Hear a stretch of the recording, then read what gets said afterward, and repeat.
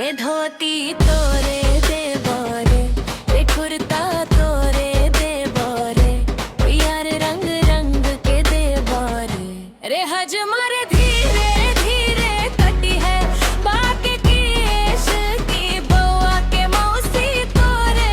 दे बोरे, रे हजमा रे धीरे धीरे कटी है बाकी केश की बउआ के मौसी तोरे दे बोरे।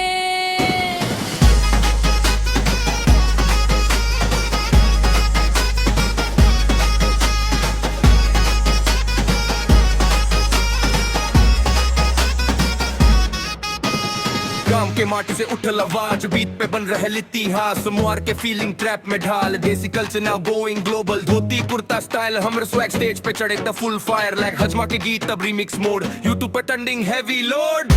रे धोती तोरे दे बोरे, रे कुर्ता तोरे दे बोरे, अब बस पे सब झूमे रे, रे हजमा रे धीरे काटी है बउआ के केस,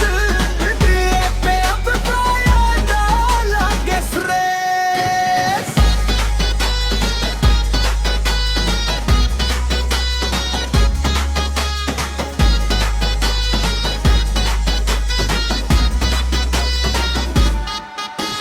स्लो ना हम फुल स्पीड ड्राइव, माइक पे आए तो किल द वाइब, स्नैर पे clap hi hat roll, flow हमारा dangerous out of control, desi roots लेके फ्यूचर टाइट, स्पॉटिफाई चार्ट पे चढ़े फ्लाइट, हजमा से हिप हॉप तक जर्नी हार्ड, अब हर जगह हमरे नाम लाउड।